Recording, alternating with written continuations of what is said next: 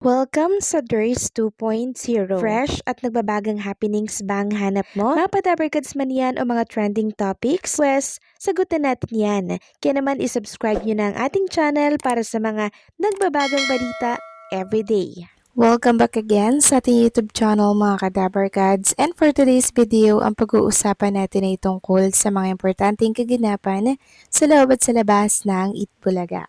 At unahin nating pag-usapan ang kaganapan kay Bossing Big Soto kahapon at sa mga Dabarkads. So sabi ko naman po sa inyo, di ba, may connection kung bakit pre-recorded ang Itbulaga kahapon sa 10 years anniversary ni Bossing Big at Pauline Luna Soto. Dahil kahapon, naganap po mga Kadabarkads ang pinakamalaking celebration dito sa ating bansa, ang renewal of vows ni Bossing and Pauline. Sa mga nagsasabi bakit may renewal of vows pa, syempre milestone anniversaries yan after difficult times to celebrate growth for a bigger celebration and early milestone. Usually, ang mga renewal of vows, 10 years, 25, or 50 years after overcoming challenges sa buhay mag-asawa. Kaya congratulations kay Bossing Big Soto and kay Pauline Luna Soto. So nakita ko nga po mga Kadabarkads yung naging ceremony nila.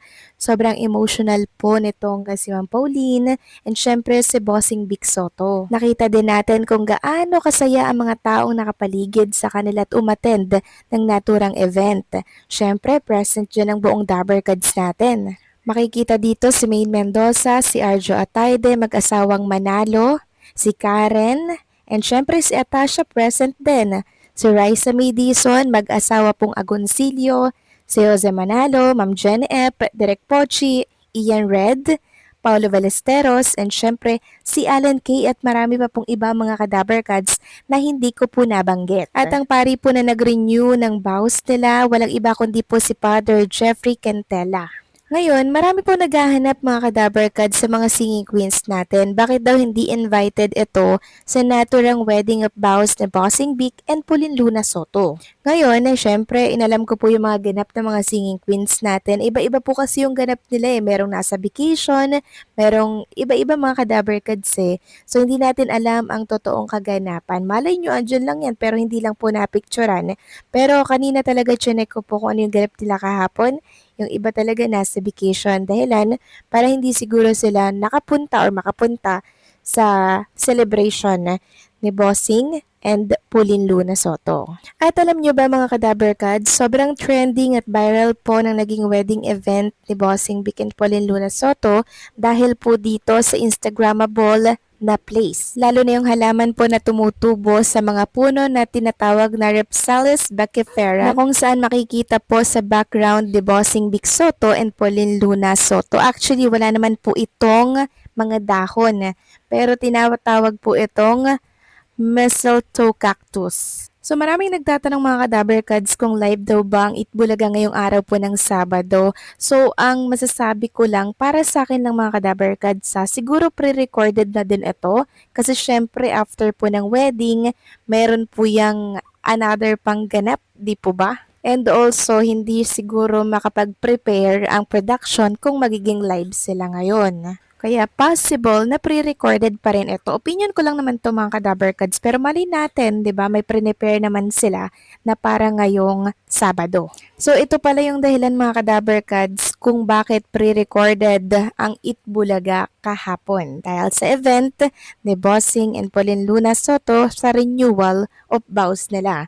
Makikita nga dito na talaga namang ang dami pong bumate para sa kanilang naging anniversary. Katulad na lamang po ni Raisa May Dizon. Sabi niya, Happy 10 wedding anniversary po Bossing and Ate Poleng.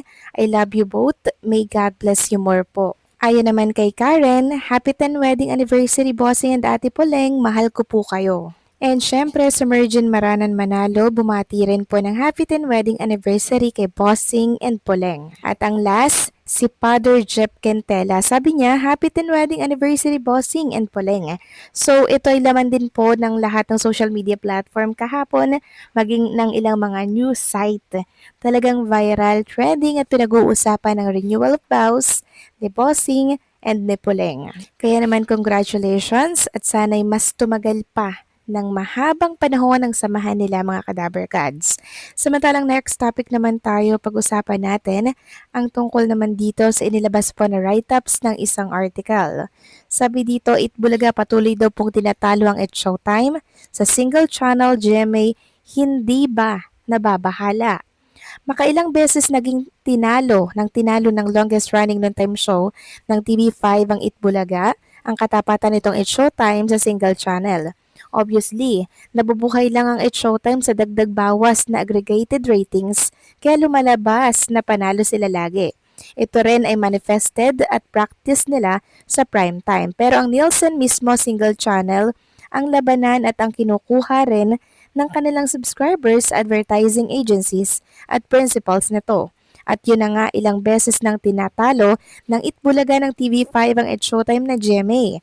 Bilang main channel nito, ang episode dates na January 1 hanggang 29, may mga araw lang na wala ang lamang ang It's Showtime ng 0.1 to 0.3, pero most dates ay nangunguna sa single channel ang Itbulaga.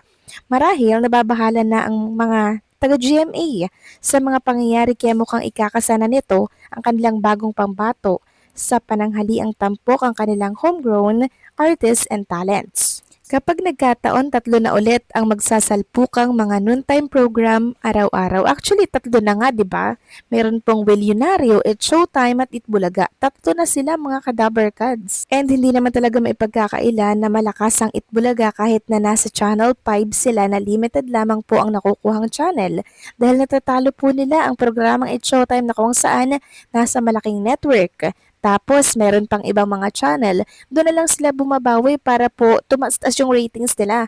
Pero kung single lamang po ang pag-uusapan, single channel, lamang pa rin po ang Itbulaga mga Kadaber Cats. Ibig sabihin lamang nito mga Kadaber Cats, patuloy na sinusuportahan at marami pa rin talagang sumusuporta sa Itbulaga. Paano ba naman? Sobrang gagaling po ng mga creative team, mga researcher nila na kung saan ay talaga namang nakakasabay sa mga uso. Kaya patuloy silang tinatangkilik ng bata, matanda, or mga Gen Z. Kaya nga gustong-gustong makuha po yan ni Mr. Manny B. Pangilinan nung time po na nasa GMA Network pa ang mga Dapper Kids natin, at syempre ang Itbulaga. Ang mali lang po ng GMA Network, pinakawalan po nila ang Itbulaga at Dapper Cats. Kaya kahit na January mga Kadaber Cats, kung yung mapapansin, ang dami pong advertisers ng Itbulaga at hindi po sila nababakante.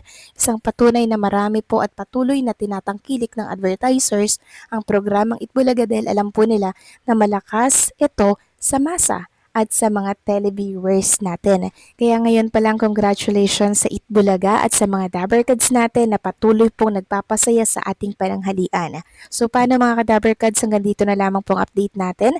Maraming salamat sa patuloy na pagsuporta.